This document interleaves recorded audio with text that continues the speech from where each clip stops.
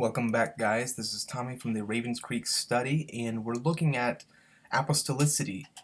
This is video 2, The Anatomy of Apostolic.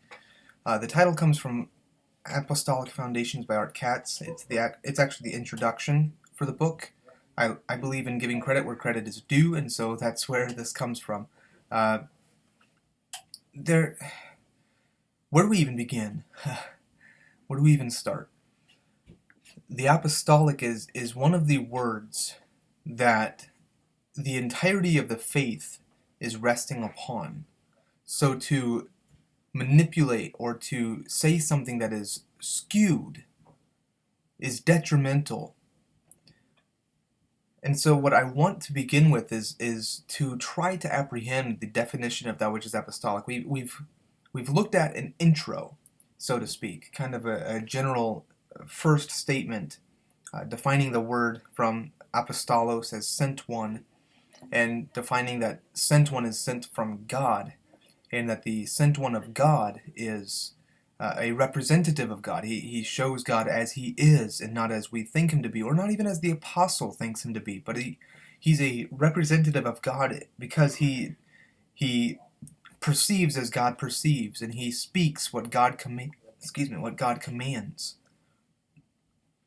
There have been some ministries that have raised up in our generation for the lack of the apostolic reality. One name that I think of in particular is Frank Viola.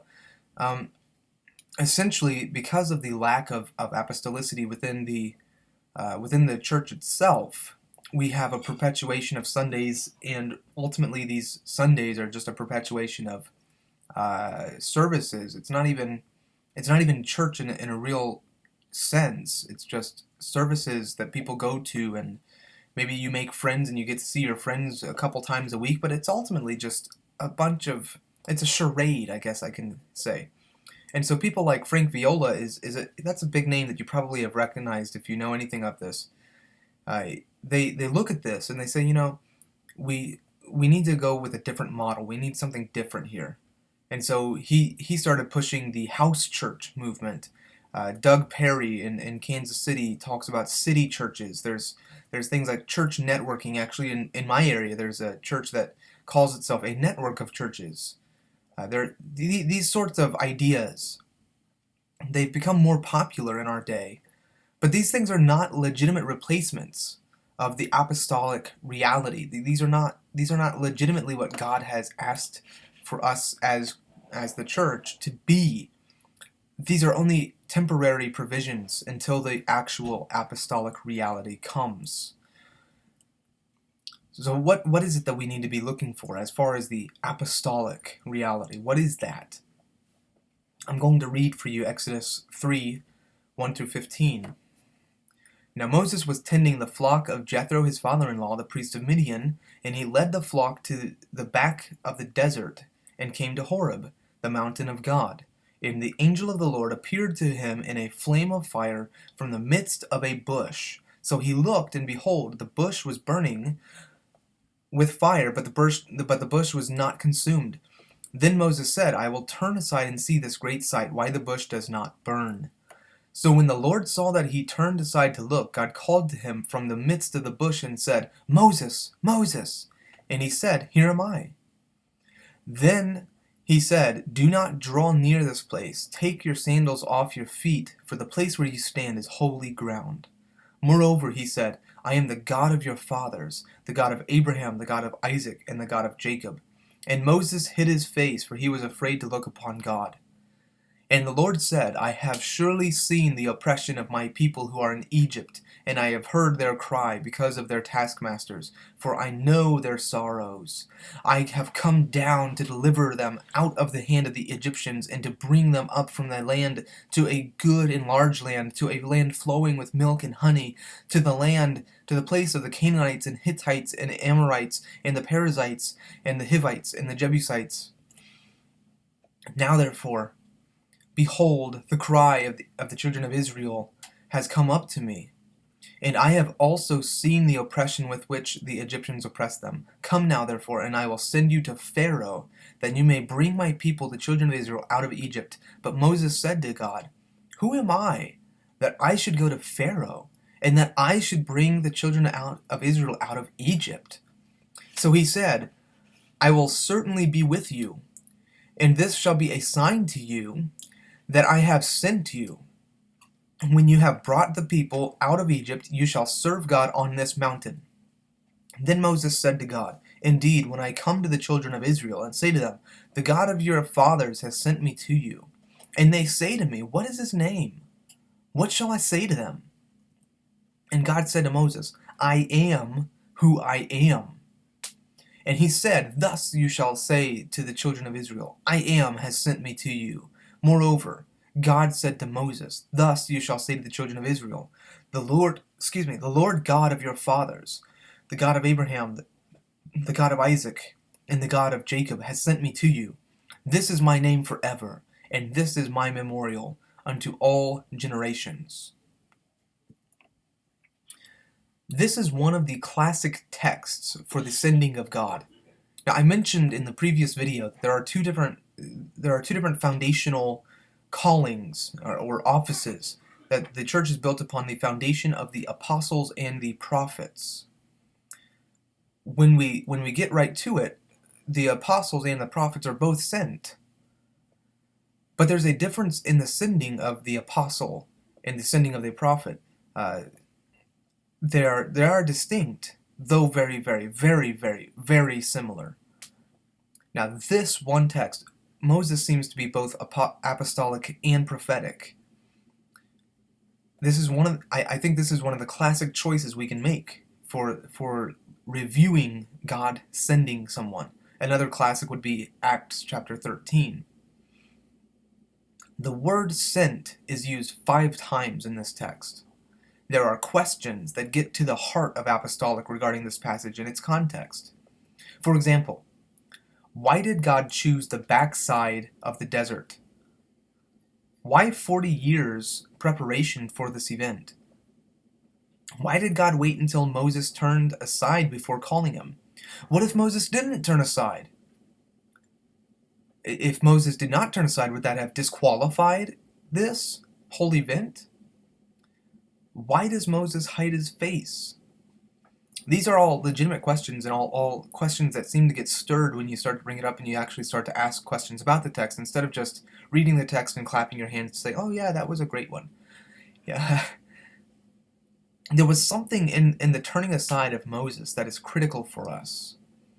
Until God saw that obedience of Moses, the uncommanded turning aside, there's something within Moses caused for him to turn aside. It was not that God said, Moses, turn aside and look at this burning bush. It's not like Moses heard God speaking and therefore turned aside. No.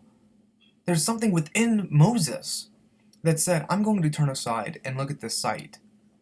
And it was not until God saw that obedience that there could be no commissioning, no sending, no doing.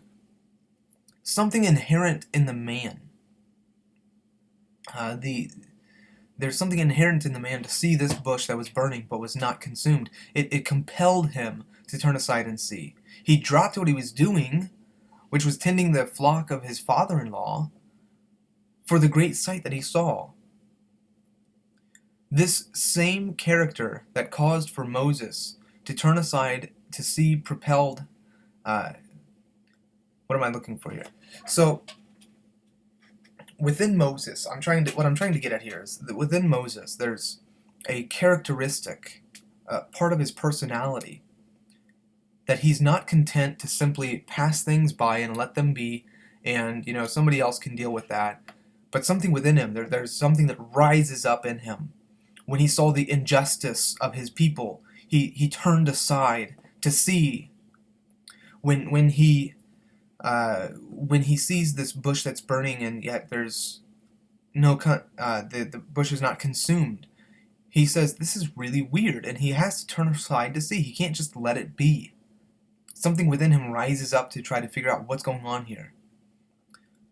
And it is that uh, that is at the heart of being apostolic. That's where I'm going with this.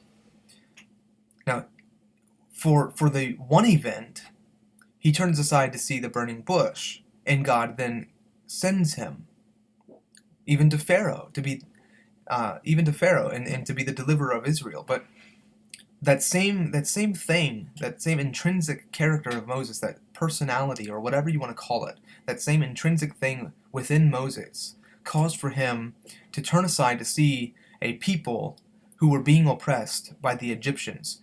And it propelled him to attempt to deliver his people. Within that earlier confrontation, it eventuated in the death of an Egyptian buried hastily in the sand and the expulsion of Moses from Egypt into the wilderness. Now, it isn't the character or the characteristic of Moses that I'm attacking. It's the uncommissioned self-commissioning. Do you get what I'm saying here? It's the Moses that would see something and say, I can do something to help with this.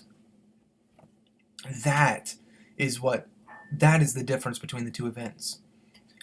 In the world, this character can and will eventuate in failure and our inability realized. Here, let me kind of explain here. When you look at people like Nietzsche, Schopenhauer, Aristotle, Tillich, and even the infamous Sir Isaac Newton, when you look at them, they were not just simply men who had something to say and something to teach their generation. These were people who had grand hopes of being the deliverer and savior in their own generation. These were people who saw problems and said, something has to be done. There was something inherent within them that said, something has to happen. This is not right. And they stood up for the poor. They stood up for the oppressed. Now, all of them in their own way. You know, it's not like Aristotle or Tillich really stood up for certain people. You know, I think of Aristotle specifically degraded women quite heavily, but they were idealists. And it's not an idealism that I'm really going after, but there's something beyond the idealism. It's what causes for this idealism. There's something within the man himself, is a disposition toward finding the key that will bring their fellow man into ultimate truth and reality, into an ultimate deliverance. Now, unheralded by God, it brings devastation. I think of Nietzsche is one of the big ones here, but also, what was his name? Goodness, all I can think of is Barton. That's not his name. It's Karl Marx. They both have the Karl that has the K. I think of Karl Marx also being a great example. When it's a self-commissioning of saying, well, I see the problem, I'm going to try to fix it according to my ideals, it ends in failure and utter devastation. The same disposition heralded Moses as a murderer and failure who fled from Pharaoh in one instance, and yet the mouthpiece and instrument of God to challenge Pharaoh in the whole Egyptian system, thus delivering Israel, bringing them out from and into. It is the same thing that in the one instance caused for Moses to be rejected and ultimately flee for his life. That same thing is what resulted later in him being called of God, commissioned, and sent. Nothing within the crux of what makes Moses Moses changed in either instance. It's not like Moses became some other man. You know, it's not like God said, okay, now you have to be sanctified. Now you have to change the way that you reason and the way that you think. No. It's the same man operating with the same zeal. Moses is essentially still Moses. I have a quote here, since I'm going through apostolic foundations with this. When God finds such a one as that, even in his own error, then there is more potential for him than those who purport to be his friends, God's friends, who have not that intensity, but who would rather drift along and whose lives are lackluster and undistinguished for God. Do you get what I'm saying? someone like an Immanuel Kant or a Schopenhauer or a Nietzsche who sees the world's problems and languish over them and say, well, what is it that would be the unrelenting ultimatum here, the ultimate deep, whether it's truth or if they don't believe in truth, something else. What is it that would be the ultimate deliverance for humanity to get them to be out of whatever funk they see and think that there is? It's that character.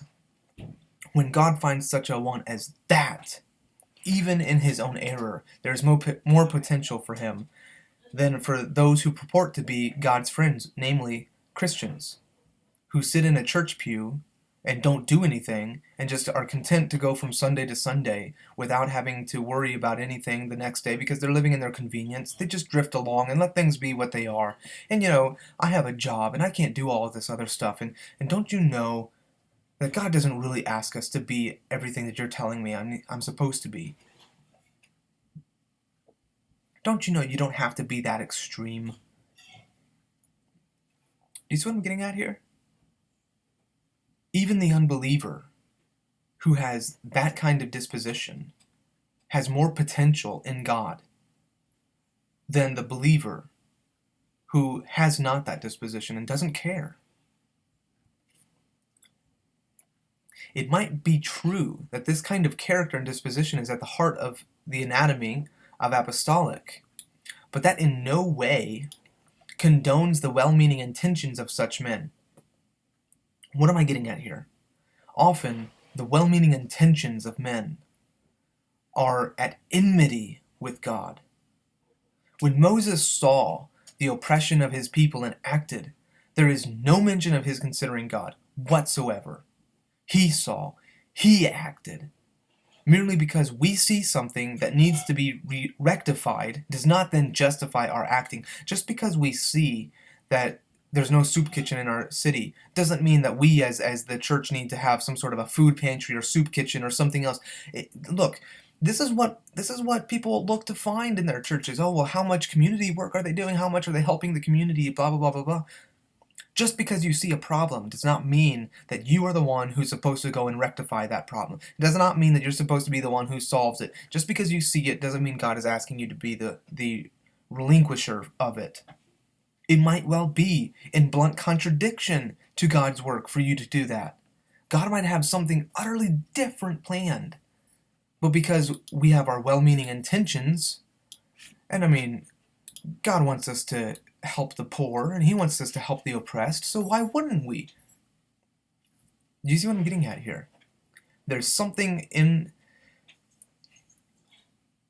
there's something in this that in one degree, if you see your brother without a coat and you have two, you are to give him one of your coats.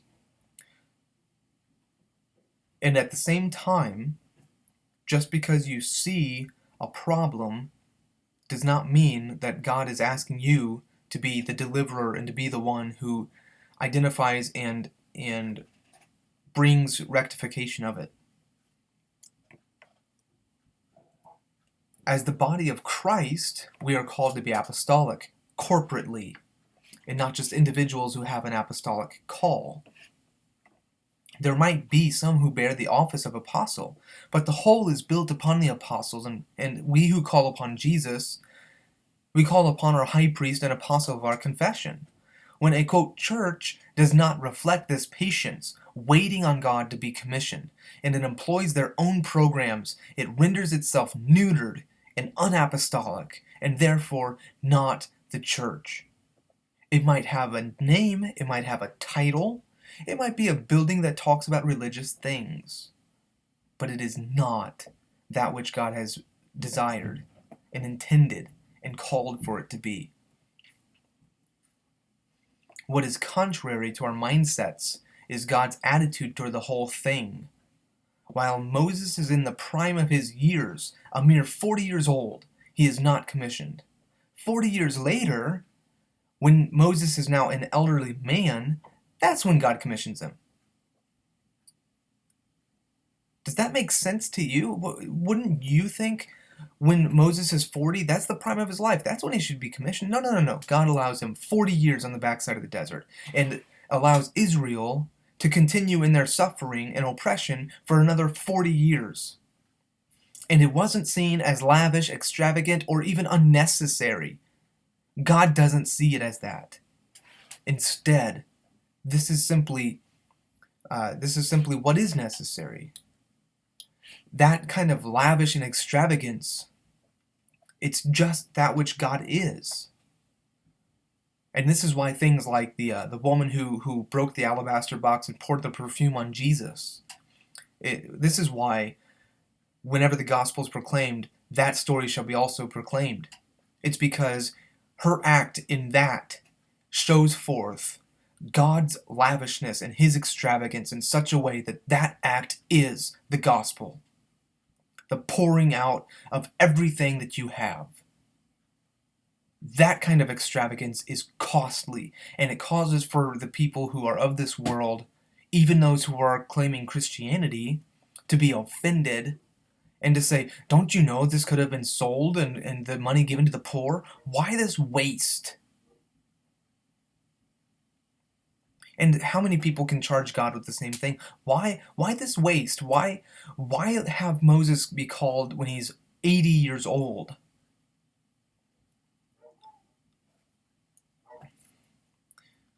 We not only get a revelation of the man, we get a revelation of God. And that happens both in the fact that we see God being content, more than content. More than just willing, he does. Seems to have predestined even that Moses would spend 40 years in the backside of the desert. For what? I mean, what in the world could be happening on the backside of the desert for 40 years? Except that Moses would waste away the prime of his life. And yet there's something in that God's purposes are fulfilled even deeper. In that we see God just as much as we see the man. But in the revelation of the man, when Moses is called, sent to Pharaoh, in that the man is the message. He's been made into the very image and bearer of God. The man is the message, and the message is the revelation of God. The apostle is a sent one, and the sent one does not simply bear the message of the one who's sent. It's not like the one who's sent from the king simply goes and says, "Well, this is what my king says." No, they're given nice array so that when they go, the other people will see, "Oh wow, this king's kind of luxurious. Look at this. His representatives, his servants even wear this kind of luxurious array." Everything about the sent one is supposed to represent what the king thinks that the king should be seen as. The sent one is a reflection of the one who sent. The apostle reveals God as he is, and not merely statements about God or how we or the apostle think God to be. It's not an opinion. God invests in the man in such a way, he invests in the person in such a way that they are actually reflecting God himself. This is true of the apostle, it's true of the prophet. This is why they are the foundation. This is why they're the foundation, is because they reflect God as God, without which the church is on a false understanding, a false basis. It puts the prophet at the tail and the priest at the head, as if the pastors and teachers are the ones who are given the mysteries and the oracles of God. It's a farce. It is precisely here that we also realize the eternal moment. God simply is not moved by the now mentality that sways the cities and the highway drivers. Everything of modern society is built upon the inherent now that is within us. I mean, think about it. Why are the speed limits on the highways incredibly fast? Why is it that they continue to be fought over? People are saying, "Oh, no, the speed limit should be 70. Well, now that it's 70, it should be 80. Now that it's 80, it should be 90. Why? What on earth compels you to go that fast except expediency and this now mentality? We have to get there now. Not enough time for food in the morning. We have to grab our breakfast and take it with us now. We can't toast the Pop-Tarts. We have to microwave them for 3 seconds. We can't go to the restaurant and sit down and have our lunch. We have to get fast food and shove it down our faces as we're driving back to work. We can't write a letter and send it. No. Got to email it so that they get it now. Everything of modern society. And it's not just modern society, it's been around forever. But now that we have the technology, it's all the more heightened. It's all the more intensified. All of these things are examples of the instantaneous generation. We need everything now. God sees through eternity that a lifetime is only a vapor. The perception of God does not focus so heavily upon the now. Therefore, Moses can spend 40 years in Egypt as a prince of Egypt, flee for his life out into the backside of the desert, and spend 40 years out there. And God doesn't seem to blink. It's an utterly different way of perceiving. This kind of seeing is actually what is necessary to comprehend this passage, which I haven't even begun to address yet. I've barely even mentioned turning aside to see. We've barely even hit it. We must go beyond the cheap and shallow rejoicing at the historical context of the passage. And we need to go beyond the cheap and shallow usage of the text for when we want to plant another church or have a satellite church or make somebody an extra pastor on staff, or they're graduating from seminary and we're going to go ahead and lay hands and use this text and say, now we're sending you out. We cheapen it because we're just simply using it for our own callow means. We must recognize that this is timeless, and the ramifications of this passage ooze throughout all of history, including our own day. What happened here with this moment happens in every moment because there's an eternality to it. There's an eternal sight, which answers why the Old Testament is important, because it's timeless and it affects every moment. All of history is hanging in the balance. There's a moment that's given once and for all, and if Moses would not have answered it right then and there the way he did, all would be lost. This affects us. The very choosing of a bush. Why is it that God chooses a burning bush? This is a revelation of God. Why would God choose to reveal himself in a bush that's burning? Now, here's something interesting. The Hebrew, I've heard Hebrew scholars who would say, it's not simply a bush, no, it's a thorn bush. Why not an oak? Why not something impressive? Why a thorn bush? It is within this bush that we find God. God does not reveal himself in the extraordinary things, but in the common things. The meticularity of everyday life, and I suppose we can even say the monotony of everyday life, within the mundane and the common, we find God, or we don't find him at all. If you have to go to church to find God, if you have to have big prayer services and loud worship and all of these things in order to feel the presence of God, you probably don't feel him at all. It's probably your senses. It's probably a soulish atmosphere, or worse, because you're seeking a feeling, but you're not seeking him in your everyday, common, mundane, monotonous life. And because you're not looking for him there at your work on Monday morning when you're sucking down the coffee because you haven't woken up yet, you're not finding him anywhere. This is at the heart of what it means to be apostolic. We don't think to turn aside at the common thing. We think oh, well, we have to have, a big, impressive something happen. What would my burning bush be? Oh, it must be like some grand, majestic angels floating down out of the sky, and I perceive this glory just radiating over the neighbor's house, and I think, oh, what's that, Lord? No, it's a thorn bush that's burning. How many people do you think notice? How many times in the desert do you think that you would see a thorn bush that's burning? I don't know. I'll be honest. I don't know. It might be a rarity. I don't know.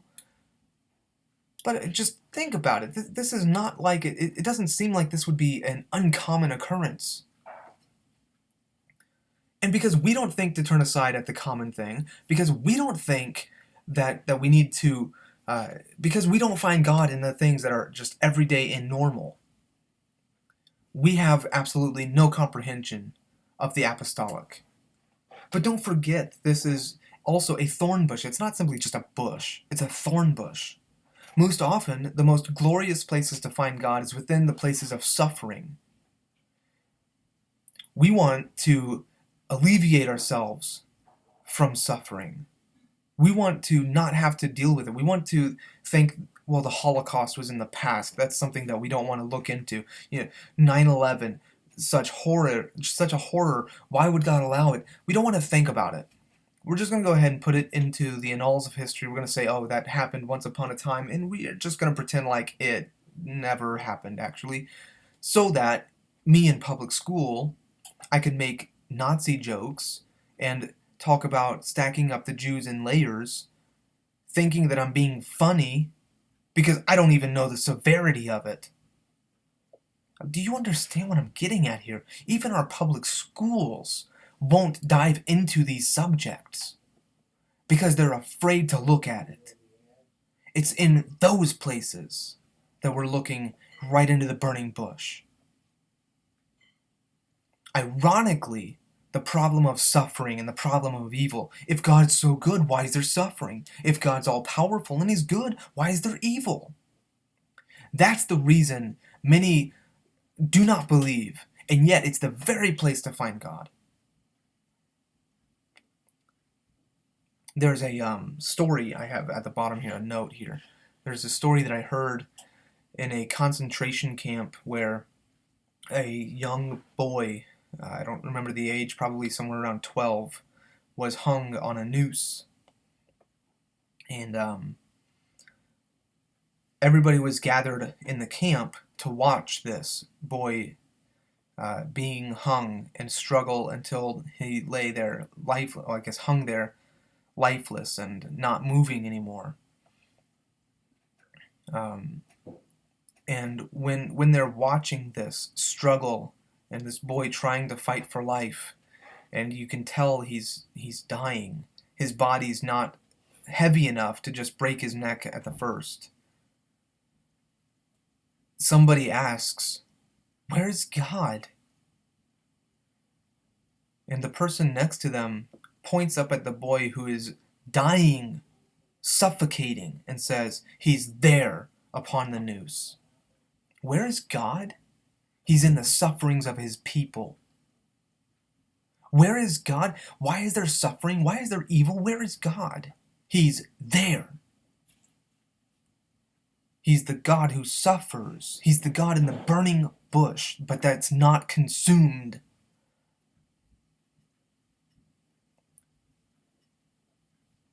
Do you see what I'm getting at here? But we're unwilling to turn aside. Things like the Holocaust itself is a revelation of God.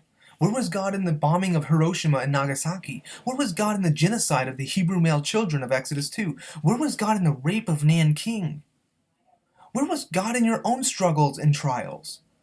If we are not willing to turn aside to see, then we will pass by the common thing that hurts. We're going to pass it by. We're going to be unwilling to turn aside because it hurts. To think, my ancestors, me as a German, and possibly those who are related to me, put people in gas chambers and ovens. It's not a pleasant thing to consider. for this reason, things like divorce, sexual sin, betrayal, and even manipulation are common within Christendom. Because we're not willing to ask the question of where's God in the difficult things. And so we expect things to be easy. And when things aren't easy and they get hard and it hurts, we want to forfeit. We want to give up. We're altogether not apostolic.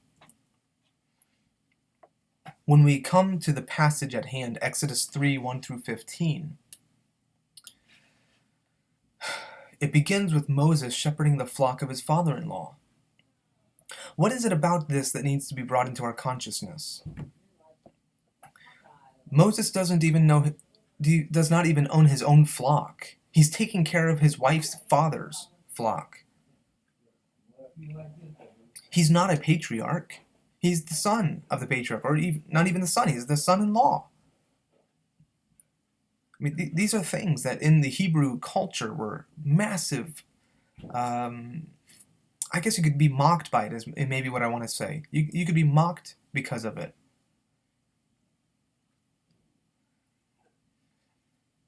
And I mean, how many of you fit that bill? That you are not impressive. There's nothing about you that seems like if there's anybody who God could choose to be a great saint, it would be you. You think of all of your failures. You think of all of the reasons why you don't add up. And this is why Moses even says, "Who am I that I should go to Pharaoh?" God revealed himself in the midst of the hustle and bustle of daily life. It's not like Moses is just sitting around the campfire, or that Moses is back at the camp just kind of hanging out, not doing anything. No, it's in the midst of hustle and bustle. And God tests the man and asks, "Are you willing to turn aside now?" It is when Moses turns aside, even at the expense of leaving the flocks at the base of the mountain, that's when God calls him. It's been noted, and I think correctly, that when God calls someone's name twice, it is an ultimate calling. But here's the thing. Samuel, Samuel, Moses, Moses, Saul, Saul. It's not like these are the only times that God calls people and that it's an ultimate calling. It just seems like when the name is called twice, it is an ultimate calling. This kind of calling causes Moses to say, "Here am I." It's almost as though this is the opposite of Adam, who hid himself from God. That God comes down in the garden and starts walking around and goes, "Adam, where are you?" And Adam comes out from behind the bushes and says, "Well, I hid from you because I was naked and I was ashamed. And I was afraid."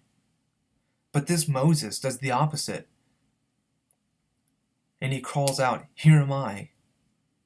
I'm not hiding. I'm not unavailable. I'm not ashamed." Do you see the difference here? Within the next statement, we find God telling Moses who it is that is speaking and how solemn that moment is. "Take your sandals off, for the place you stand is holy." Notice Joshua 5:15. This is where Joshua receives the exact same command by the commander of the army before he goes to attack Jericho. Joshua is told, "Take off your sandals, for the place you stand is holy." There's something here within taking the shoes off. There's something within flesh touching the ground. There's a heightened sensitivity and authenticity. It's when there's no barrier between you and the ground that's holy. You see the solemnness that's taking place here. You're feeling it from even the soles of your feet, which are very sensitive. It's like nothing man-made, which in this case would be the sandals, should touch the holy thing. Nothing man-made. It's the God-made. Your flesh was made by God himself. Nothing man-made is touching the holy thing. Instead, it's the very authentic and God-made thing.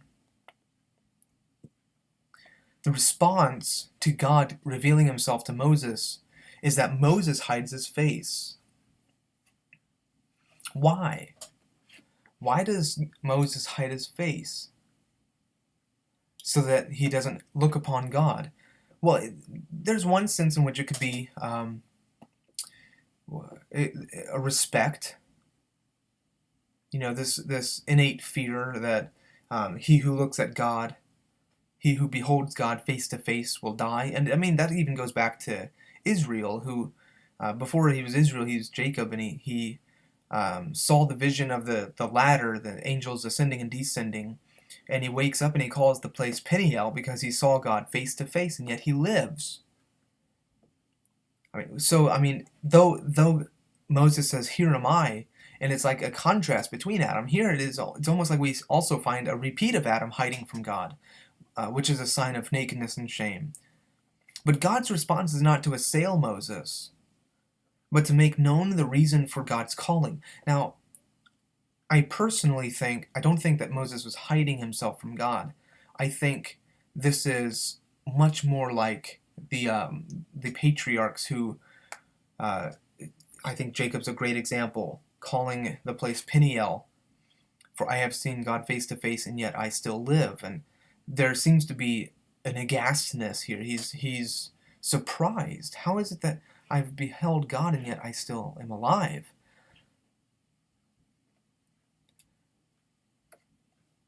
The calling that God is giving, I have heard the cry. It connects back to Exodus 2:25, that God hears the cry of the oppressed,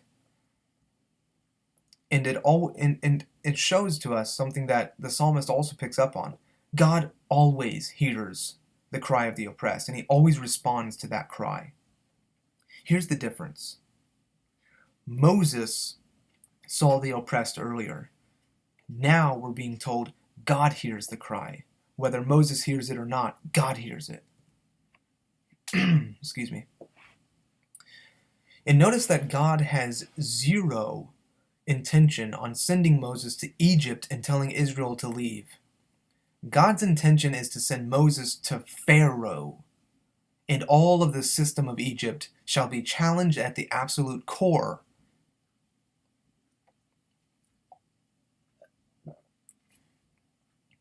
Moses is not sent simply to the children of Israel to say, hey, let's get out of here. No, God is after something much deeper than this. Moses' reply reveals that Moses has indeed been stripped of all confidence in the flesh, for he has much qualification. He was a prince of Egypt. I mean, if anybody knows how to be the person to talk to Pharaoh in regards to this, it seems like it should be Moses, I mean, a Hebrew of the Hebrews, of the tribe of Levi. This guy can be a representative, and yet he's the one who says, who am I that I should go to Pharaoh? Where is the same Moses that we saw earlier? The one that was full of zeal to deliver his people and to receive their trauma. The one who killed the Egyptian and buried him in the sand. The one who heard the cry and saw the oppression and was not content to live with such a thing. Where is that same Moses now? God's response to Moses asking, who am I? Is to speak to the core of the man, to identify that there is something within Moses. And he comforts Moses by saying, I will certainly be with you. Now, notice this. God is not saying, you can do it. I believe in you. Oh no, I don't know why you're talking like that, Moses. Certainly there's a lot of good things about you. This is not at all what God is saying. Instead, what we see is that God is assuring the man that there's something inherent with him, but it's not his own ability. He's assuring him that because you have no confidence, essentially, I guess maybe I can put it, because you have no confidence in the flesh, because you're asking this question, therefore you are all the more capable, because I will certainly be with you. And so lastly, to sum this up, because I know that this is probably a long one, the emphasis upon God's name should not be passed lightly. Moses is asking God the name for two reasons.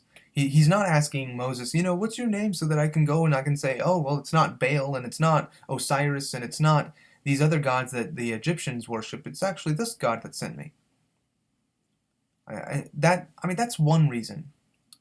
Certainly, I guess that's one reason. But the second reason is that the name is attached very, very directly to the character. Somebody's name has a significance. So you have both positive and negative. Daniel means judge of God, or God is my judge, depending on how you want to translate that. I've heard it translated either way. And certainly Daniel was a judge in Babylon who stood for the Lord, and the Lord stood for Daniel.